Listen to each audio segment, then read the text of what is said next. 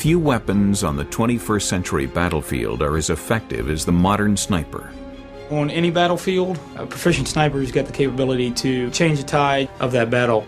Now fielded by every branch of the U.S. Armed Forces, from the Army to the Marines, Coast Guard, and Navy, these elite warriors continue to prove their value in modern conflicts. No shot is the same shot, so you have to be prepared for every shot. This four-part series looks at how the role of the sniper, their tactics and technology are changing to effectively combat everything from insurgents to smugglers and tribal warlords. You can't just stamp out a sniper. These professionals are highly trained, infinitely adaptable, and frighteningly lethal.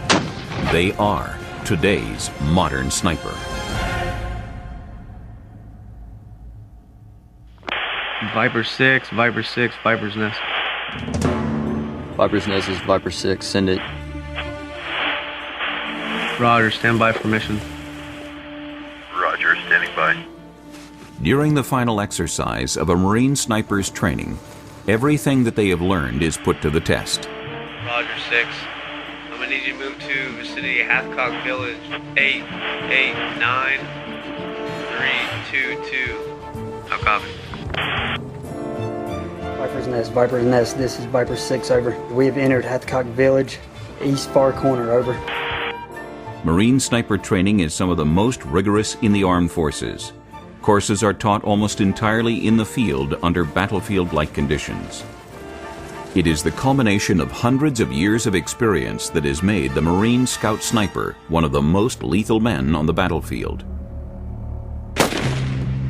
And with the technology and tactics of combat ever changing, the training of snipers has become that much more important. To meet the ever-increasing need for snipers, the Marine Corps established 4 schools in Quantico, Virginia, Camp Pendleton, California, Kaneohe Bay, Hawaii, and Camp Lejeune, North Carolina. We put through, on average, 220 plus snipers through our course of study each year. And those are guys that are graduating with the MOS, going out onto the streets and doing good things. Every Marine qualifies with his M16 or M4 out to 500 yards, which by anybody's standards is a good marksman. I mean, that's a qualified marksman. You know, in our sniper community, we just take it a step further. Since the Marine sniper is not just a shooter, but also a battalion reconnaissance asset, he is often referred to as a scout sniper. I do think there's a difference between scout snipers and your typical, 0311 infantry Marine. It's somebody who's comfortable without the creature comforts, is a fire and forget weapon.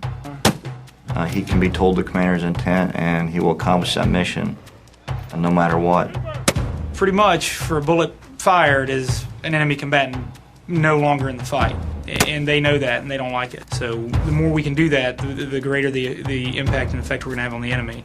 Well, I personally think that this is probably the most comprehensive basic course that you can go through. Everything that you do as a sniper builds off those basics that you learn. So I think we do a great job at making sure you master those basics before you move on to anything else. Target 7! Target 7! While the Army Sniper program lasts 5 weeks, the Marine Basic Course is a 9-week curriculum. The extra time allows for a greater focus on the surveillance duties of the Scout Sniper. Throughout the 9-week Scout Sniper Basic Course, we cover known distance and unknown distance marksmanship. We also cover field skills, stalking, observation. We'll cover surveillance. We'll also do low light, low visibility shooting with our night optics, controlling of indirect fires, and close air support. It's more than just shooting. And if you're going to be proficient, and you're going to be a good, capable sniper who's an asset to a supporting unit commander, you've really got to be able to kind of anticipate problems and solve them before they arise. From day one, the students are under strict scrutiny. Every student is expected to complete a rigorous physical fitness test. Of the over 50 students that arrive at the sniper school that first day, only 32 will make it to the second. You think you know more than everybody else and that you have a different standard because you carry that MOS sniper, you're already setting yourself up for failure. The students are taught by a group of instructors that bring up-to-date real-world experience to the course Many of them have recently returned from a deployment, Push in where? Push across. and the tactics and techniques they teach the students represent lessons learned the hard way in combat. After they graduate sniper school, they may deploy right off the bat and use everything that they learned in sniper school out on the street the very next day at work. You're out there trying to deceive your enemy, which in school environment, that's the instructors. In addition to target indicator, you did not make your time hack. Downrange on deployment, that's the true enemy. It's you against them. It's a challenge at that point, and you're using your skills and the profession that that you're in to outdo the enemy, outsmart them, so you can reduce that target.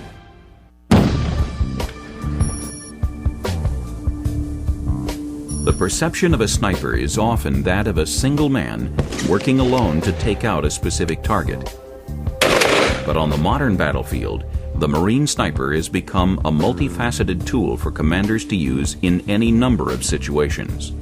More than any other branch of the military, and in any time in history, the Marine sniper must be capable of much more than shooting. We're conducting reconnaissance and surveillance, collecting and reporting on atmospherics of the local population. A lot of it's just taking pictures, collecting, reporting, and sending information back. Because the Marines are one of the smallest services, at around 200,000 active duty, a sniper must encompass duties and skill sets that would normally belong to multiple Army soldiers or Air Force airmen. They must be the eyes and ears of their commanders while still maintaining an ability to act on their own information, whether through heavy artillery or nighttime operations. In recent years, two terrains have shaped the evolution of the Marine Scout Sniper. They must be prepared for the close urban engagements of Iraq and the long-range warfare of Afghanistan.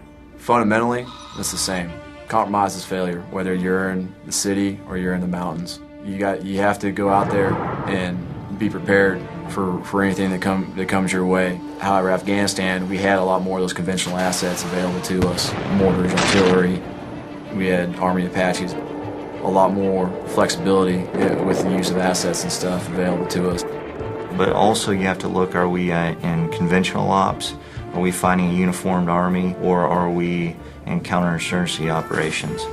And you're having both of those in Afghanistan as we speak right now. You're having conventional operations against maybe not a uniformed army, but it's definitely a kinetic fight.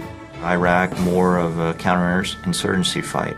In Iraq, obviously, you're in a lot closer interaction with people because you're going into buildings. Sometimes those buildings are occupied, sometimes they're not, but the risk of compromise always has the same terminal effect at the end. It's not a positive thing for us. Well, I mean, every deployment's going to be different, so how the snipers are actually utilized is going to vary from battalion to battalion or deployment to deployment. So the missions initially are your basic patrolling missions. In those instances, you would have snipers inserted 24, maybe 48 hours ahead of the main body, collecting and reporting information back to higher and allowing that battalion commander to make critical decisions as to where he needs to move his forces. It's like playing chess. I think on any battlefield, a proficient sniper has got the capability to totally change the tide of that battle. And with today's engagements being fought in a number of terrains and against a faceless enemy, the sniper has adapted his methods. He utilizes every skill available to the Marines and adds his own tactics, techniques, and technology to make them ever more effective and lethal. Very, very few can become Marines, and even fewer can become Scout Snipers.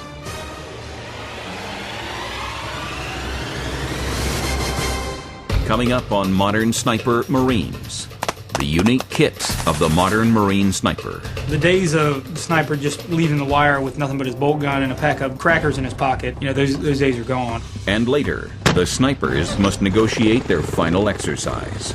They'll have several objectives that will eventually lead them to our combat town. We got one down, gunshot wound to the neck. The ever-increasing complexity of today's battlefield requires Marine snipers to have a detailed understanding of all the gear and weapons at their disposal. For the Marine sniper, their primary long-range weapon is the M40A5. We have M40A3s and M40A5s right now. The primary difference in the two is the M40A5 has a Badger Ordnance 10-round and 5-round detachable drop magazine, and it has a PGW rail mount above the barrel in front of the scope for inline night sights, the AMPUS 27. Like the Army M24, the Marines' weapon is based on the 7.62 by 51 NATO round. But that is where the similarities end. The M40A5 uses a shorter Remington action. The PGW rail mount allows for the seamless integration of the PBS-27 night optic without affecting the zero of the day scope. While the M24 is a breech-loading weapon that can hold up to 5 rounds, the M40A5 has a detachable 10-round magazine that allows for faster reloads. And the weapon is set to evolve again in the next year. What you're going to see in the next year is that M40A5 have a shortened barrel with a different twist rate. Right now it's got a 1 in 12 twist rate and a 24-inch barrel. And in the next year you're going to see that M40A5 have probably a 1 in 10 twist rate and a 20-inch barrel. You have to ask yourself, is the juice worth the squeeze there, and having a shorter rifle and suppressed? And I believe it is. It's not just the Marine sniper's primary weapon that is evolving. All of the important gear they must take on missions has recently been upgraded. The days of the sniper just leaving the wire with nothing but his bolt gun and a pack of crackers in his pocket, those days are gone. The saying is, ounces equal pounds, pounds equal pain. And you've got to find a balance between packing gear for every possible contingency and the amount of weight that you're going to be carrying. What we've got laid out here is pretty typical, pretty indicative of what a sniper team's got at their disposal and what they're going to step off with when they leave the wire and begin conducting a mission. Depending on the size of the team we're working in, whether it's a 2-man team, 4-man team, or 6-man team, that's going to determine how many precision weapons we're taking out. And then the composition, disposition, and strength of the enemy will be a factor in the weapons outfit that we take as well. In addition to the M40A5, every member of the Marine sniper team may carry an M4 and Beretta M9. Both weapons are used for close engagements, which have become common in today's conflicts. Weapons we would also be carrying is an M203 grenade launcher and an M249 squad automatic weapon. It's a light machine gun, shoots a 5.56 round just like the M4. Next thing we're going to take with us is going to be optics. We've got optics for laser rangefinders, we've got optics for thermal imagery, we've got optics for nighttime operations, and then, of course, we've got optics on our actual weapon system. Your spotter's going to need an optic of his own, so he's going to be carrying the Scout Sniper Observation Telescope. It's a 40-power scope. Next is binoculars. We're going to use binoculars as our primary observation tool, and the reason we're going to use binoculars as opposed to our sniper scope is because this is 7-power and has a much larger field of view than our sniper scope. Next thing we're going to talk about are our PAS-22 thermals. This gives us the ability to read vapor trail and correct rounds from the spotter to the shooter in daytime or nighttime. Vector 21 Bravos.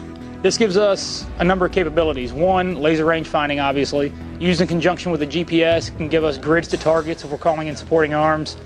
Periscope for observation. Use the periscope to keep from silhouetting ourselves, skylining ourselves. Makes a much smaller signature and a much smaller footprint when we're observing out of an urban area. Viper Nest, this is Viper 2. The communication system is the sniper's lifeline. Without it, he cannot be successful in the field. The saying is, comm is king. If you don't have comm, you don't have a mission. This is a Prick 119 Foxtrot. Basically the same design that we were using in Vietnam, only it's shrunk down, but essentially the same capabilities. Next radio we have today is a Prick 117. Almost unlimited communications capabilities over UHF, VHF, satellite communications. Prick 117 enables us to talk effectively for unlimited distance. Next thing you got to determine is, from your insert point to your actual hide site that we're going to be constructing in an urban environment, are there any greenside areas or woodland areas that we're going to need to traverse? If there are, you need to determine whether or not you're going to bring your ghillie suit or a set of green camis. At a minimum, if there is, you're going to want to bring a green cami top and a green cami cover. Next thing we're going to need to take if we're constructing an urban hide is some type of urban hide kit. They contain screen, they contain basically like tent poles to hold up and support the screen, and they also contain black parkas, which would serve as a type of ghillie suit when we're in the urban hide. In today's desert battlefield, it has become difficult for snipers to refill their water supply, so they are forced to bring all the water they will need for the mission with them. For every gallon of water you're bringing, you're adding about 6 pounds to your pack. If we're staying out for 3 days, say for example in Iraq where the summer temperatures easily reach 120 degrees, your body needs to consume a considerable amount of water. So we're going to typically carry a Camelback hydration system, and then on our gear we'll have a number of canteens. Next thing you're going to pack for every mission is going to be your sketch kit.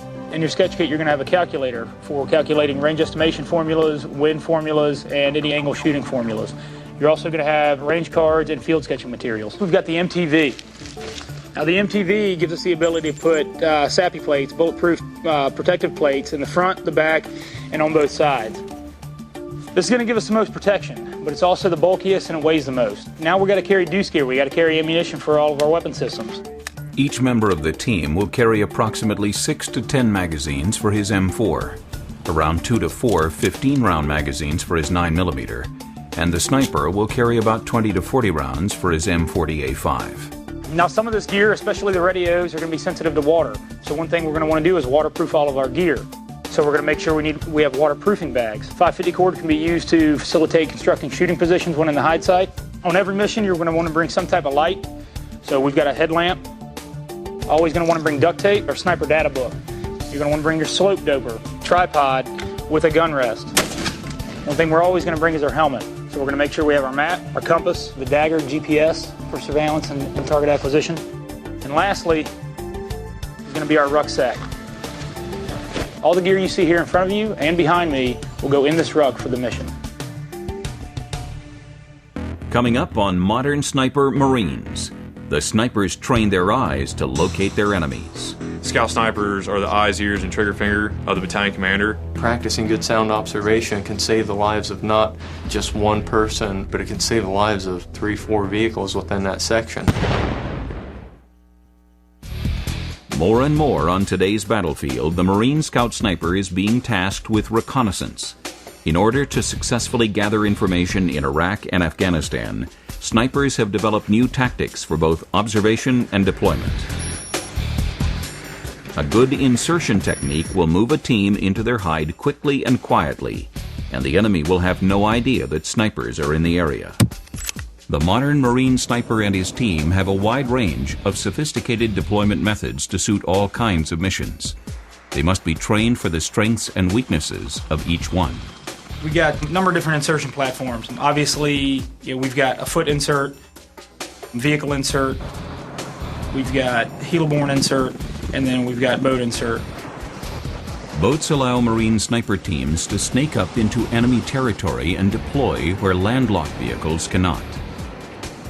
We used Navy SWIP teams and boats on the Euphrates and Tartar Canal. Those were successful. Aero scout missions have been used in Iraq where they went out in helos and they basically flew around and did aerial surveillance.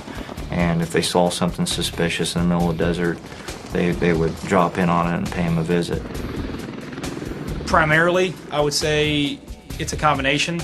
That's why you're going to have to find a balance of using those vehicles, using those helicopters, and then conducting foot insert to not having your position compromised by just the auditory signature of the helos and the vehicles. From there, they'll conduct their patrols, collecting and reporting on anything that's going on in the area. They'll establish their hide sites, conduct observation, conduct surveillance, conduct reconnaissance, which is really 90% of our work. No matter what the objective, surveillance is going to be part of every mission. Once inserted, the deployed sniper teams immediately begin their reconnaissance. Marine snipers are trained to look for anything from indicators of an IED emplacement to daily activities of a high-value target. They employ a standard search pattern called the 180-degree overlapping strip search to look for anything that seems out of place. Using their naked eye, they begin their search by looking side to side and then from near to far. Sniper and spotter draw up meticulously detailed range cards in order to keep track of everything they see. Marine snipers will often keep those range cards forever, as the smallest detail could come back to provide evidence that could save a life. We could work with anybody for 3 weeks, make them a very proficient shooter behind a precision weapon system. But you've got to be able to do more than that. Ultimately, scout snipers are the eyes, ears, and trigger finger of the battalion commander. But to get to that point where every Marine scout sniper wants to be, on the gun and pulling the trigger, you have to first detect, observe, and identify your enemy. The Marines practice putting themselves in the mind of the insurgents in order to find possible IED and enemy snipers. In this exercise, the snipers search for items the instructors have hidden. The items could be as innocent as a radio antenna or as dangerous as an instructor acting as an enemy sniper. The students are given limits to observe within. You guys see this big green Connex box? The right side of that, your right lateral limit. And they must make detailed sketches of every object they find. They're applying what we teach them to study and look for the shine, the outline, and the contrast of background. Those are their indicators that something isn't right. See the orange tube that's like standing up in there? When we do our exercises here and we have little tripod leg and little antenna sticking out here or there, it might seem on a small scale, but being able to look at an area and decide what goes there and what doesn't go there, that translates and is huge to be able to understand what's in place and what's out of place. They're looking at the baseline first and foremost of the area that they're looking at, and they're looking for what is different. Has anything changed about this baseline? And if anything has changed, what do I need to focus my efforts on? Then they apply their search patterns. In this particular exercise, the final test for the students is to find the location of an enemy sniper. Well, they'll be aware that there's going to be a shot fired. At that time, they'll try to locate any possible enemy sniper locations. Once the shot breaks, if they see anything out of the ordinary, any dust that kicks up in here and goes out the door, maybe muzzle flash. Yep. You guys see a little bit move that time off the left side? Yes. Yeah. Obviously you're going to see something. You're going to see muzzle flash, but by then, guess what? You're dead. If nobody finds anything, then we'll fire one extra round, additional. After the first round, they should have somewhat of a general idea of where the shot came from. And then from there, after that second shot breaks, they should be able to pinpoint the location a little bit better. He's to the right of the orange canvas inside the door right there. Hey, Sergeant Whitworth, go ahead and move out. Yeah, I knew. I saw you. Observation is providing continuous systematic observation on the battlefield. That means that you're looking at this area and you're at no time looking away. Your time is dedicated to this area. It's a vital skill on the battlefield, as every Marine instructor knows. And I was studying this piece of terrain. We had been observing this area for less than probably 15 minutes. So as we're looking at this area, I realize over the radio that a vehicle convoy is about to make their way down this road.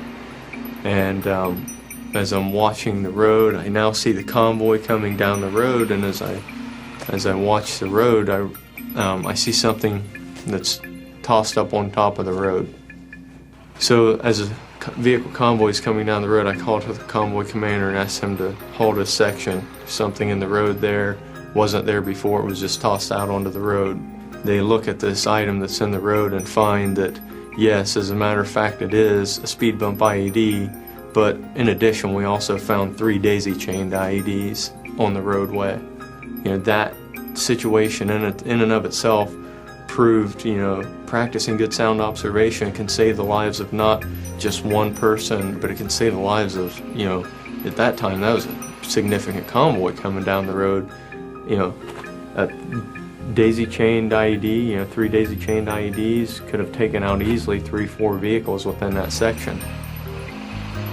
You don't really understand the importance of it when you're going through school until you get into the operational forces. And it's at that time something is going to happen when you're doing observations that you detect or find something, and then it's going to click. Coming up on Modern Sniper Marines, new teams and extraction methods add to the survivability of the sniper. and the final exercise begins. Y'all ready to do this? The final exercise for Scout Sniper Basic Course will be a 48 to 60 hour operation for them. There's going to be massive amounts of stress. Hey, I'm going to turn this place into Fort Apache. I'm going to fight it out. We try to make it as real as possible. We can't shoot at them, unfortunately. With Marine Scout sniper teams being a precious and limited asset, steps have been taken to improve their survivability on the battlefield in the face of a dynamic enemy. Two of the tactics that have been modified to increase the survival rates of the snipers are extraction methods and team size. While it only takes one Marine to pull the trigger, the support, safety, and success of the sniper is dependent on the entire team. Like the Army, the Marines used to operate in 2 to 3 man teams, but in the current conflict, that is beginning to change. Initially, I would say in Iraq in 04-05 time frame, we started operating 5 and 6 man teams, 4 man teams to produce a more lethal and survivable team. Yes, can you stay more stealthy in a 2-man team? Definitely. But how much firepower can you carry? How much food and water and ammunition can you carry to sustain yourselves for 48 to 96 hours? Not as much. If you have more people out there, you can have a rest plan. You can take more firepower, more ammunition, more food, more water. Each member of the team must be an expert at remaining invisible to the enemy. Once inserted into a mission, they stealthily stalk into position. And whether it be the forest or deep in a village, they must set up a hide and stay there until the mission is complete. Failure to properly blend with their surroundings can lead the sniper team to be compromised. In Iraq and Afghanistan, where the enemy could be anyone, they must be continually aware of their environment. Snipers kind of engender a lot of hate and discontent on the battlefield.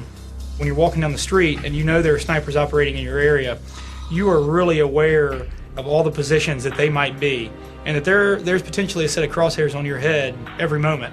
So it really kind of raises the stress level for those individuals.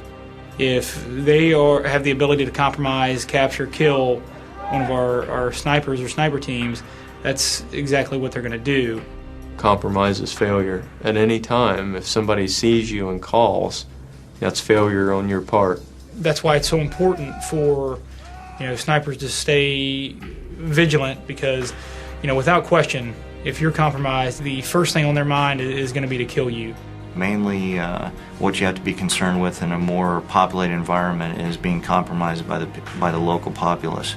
In Afghanistan, does that happen? Yes, goat herders seem to be everywhere there. So you can be in the middle of the mountains where you think there are no people, and the next thing you know, you've got a goat herder and his son and all its goats surrounding your hide. There are two types of compromise. You have passive compromise and active compromise.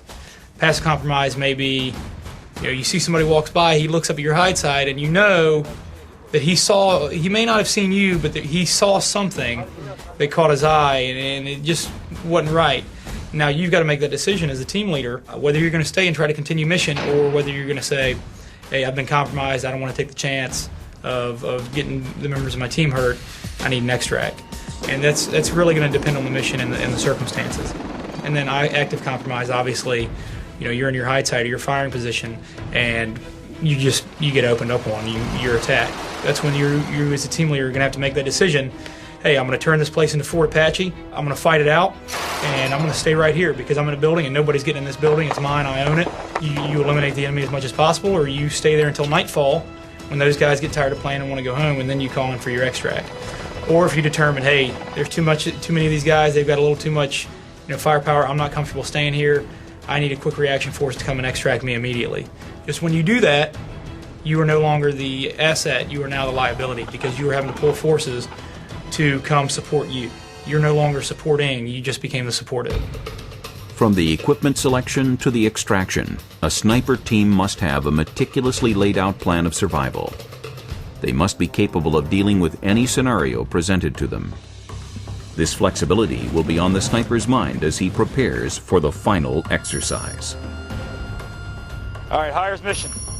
You ready to do this? In the Marine Sniper School's final exercise, The teams must strike a balance between detailed planning and adapting to unknown contingencies. The exercise combines every tactic and piece of gear the sniper students have used during their training.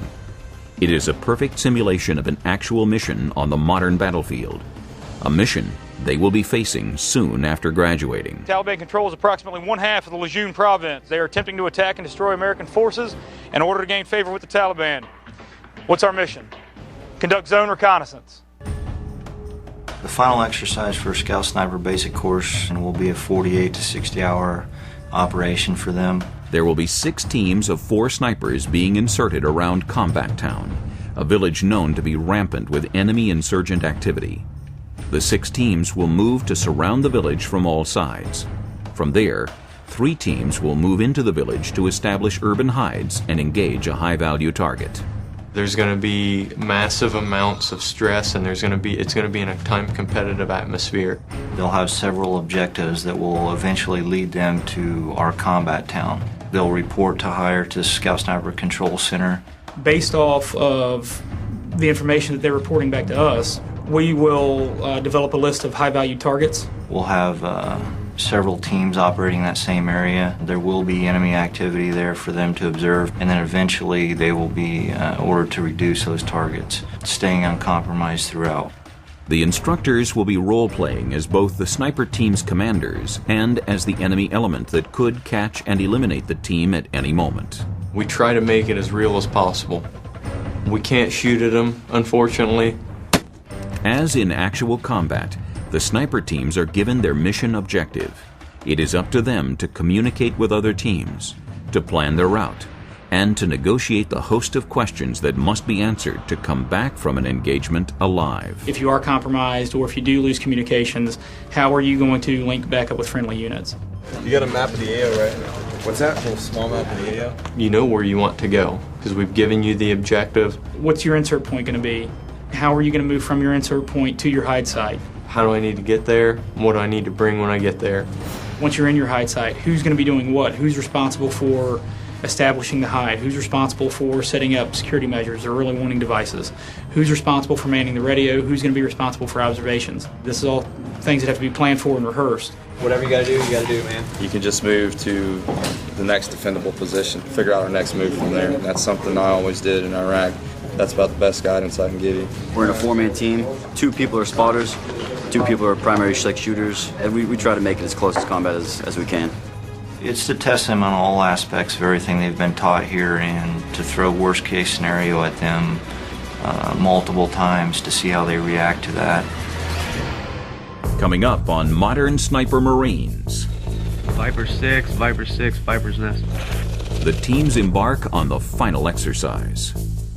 Keep eyes on, notify when you have them. Negative. But you walk past the truck, I can't see it right now.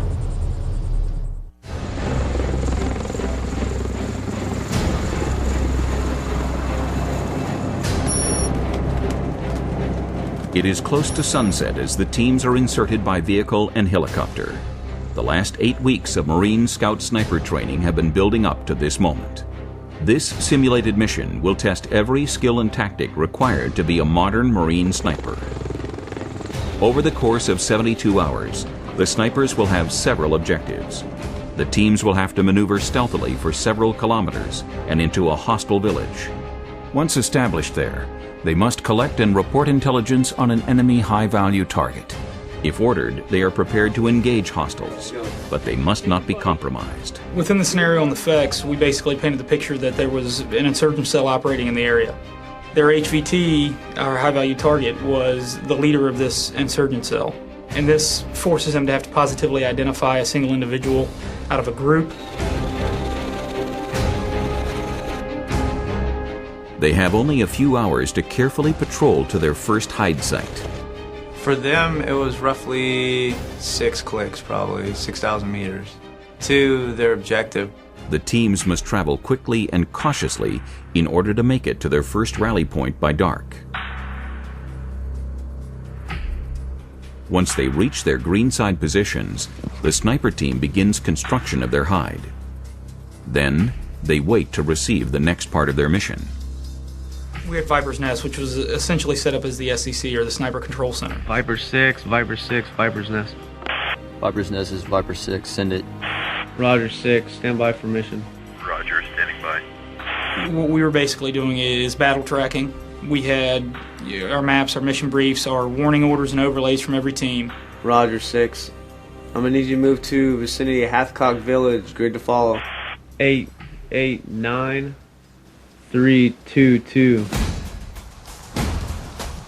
Leaving the hide is often the most vulnerable time for a sniper.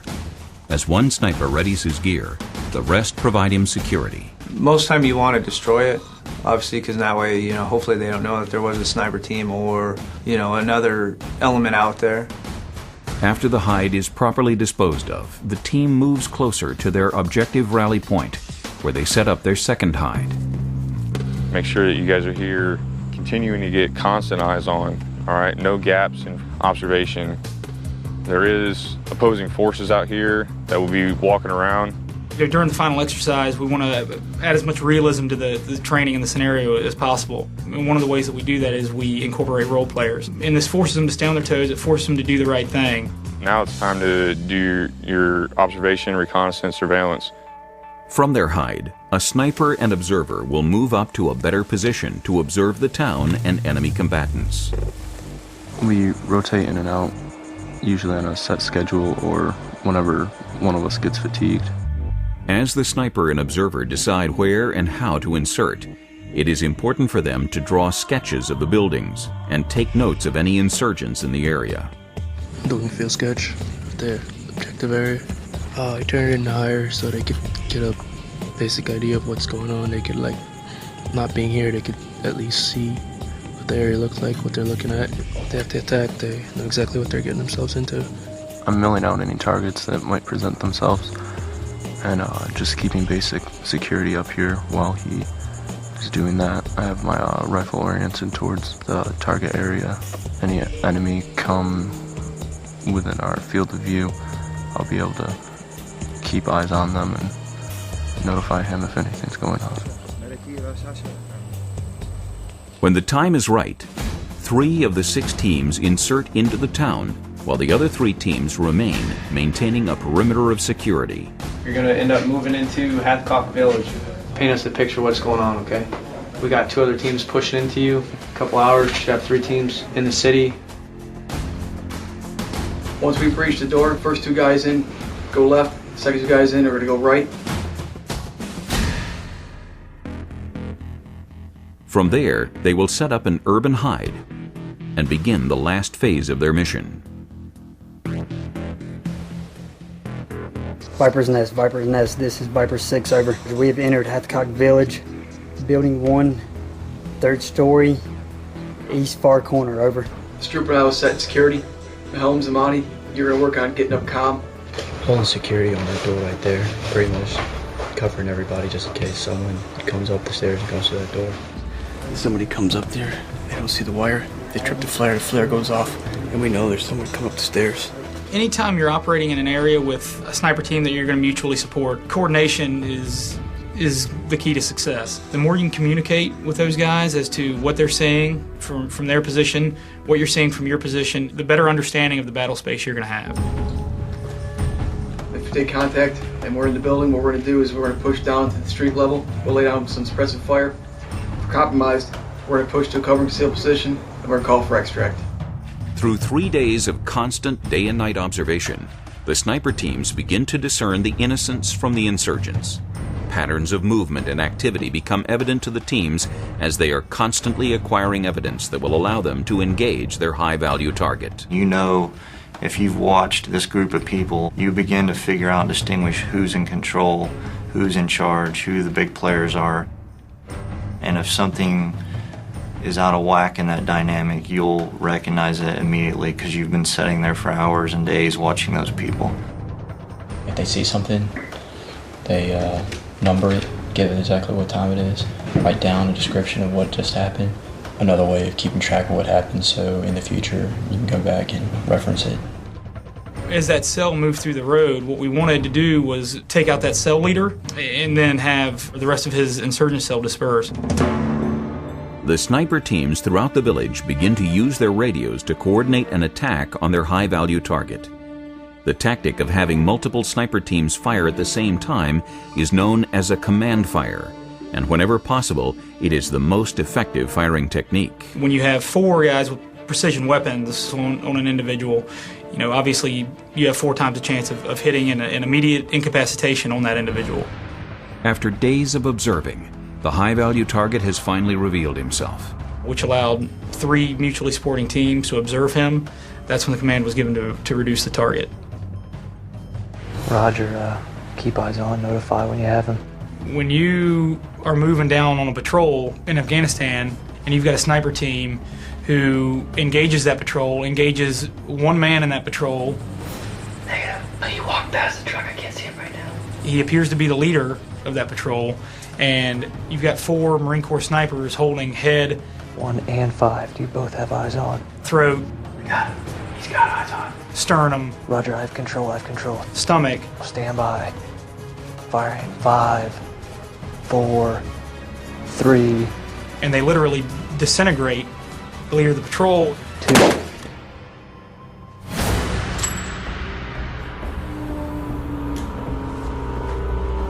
Viper Nest, this is Viper 3. The psychological effect that's going to have on the enemy, those guys don't want to fight anymore. They really don't want to play with the Americans anymore. While it may appear the snipers are successful, their mission is not over until they return safely back to base.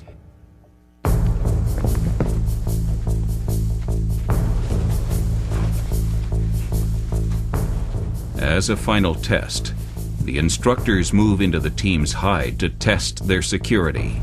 If compromised, the snipers will be forced to exfiltrate.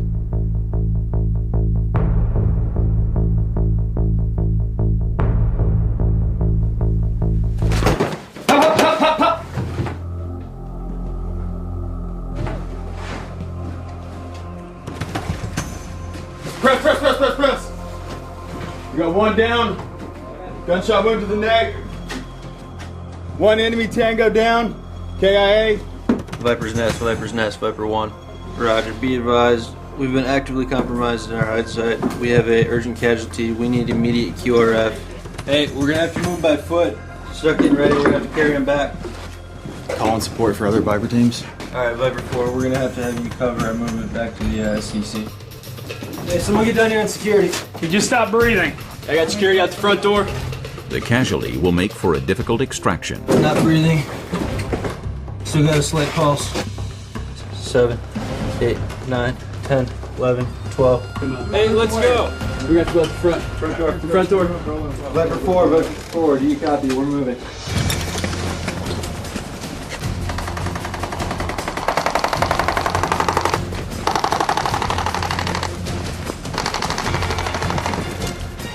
Roger, 4-man sniper team, ENRing, need extract. Stand by for LZ brief. As the sniper team bounds back to their extraction point, they are painfully aware that the enemy has found their hide. But they are also aware that there are 5 other teams all around them. Teams that are still hidden, snipers that are still observing, reporting information, and looking for an opportunity to act. Together, the 6 teams have completed their mission and are ready for combat. You look across the board in the Marine Corps, at least, I don't know of any scout sniper platoons that haven't had successes. The future is ever changing, the battles are ever changing, and with that, our training is also changing. Whether it's a training mission or a real life scenario, you're just building the confidence of your supporting unit commanders, which is going to facilitate you being utilized more in the future. And that's ultimately what we want. You know, the idea of us being in Iraq and Afghanistan is to do one thing, and that's to bring peace and stability to the region. And at some point, when peace and stability arrives, it's time for you to leave and go bring peace and stability elsewhere. No matter where the battle goes, snipers from every branch of the military will be there on the front lines, engaging the enemy, protecting our shorelines, and adapting to the mission at hand. They are the eyes, ears, and lethal hands of their commanders. They are today's modern snipers.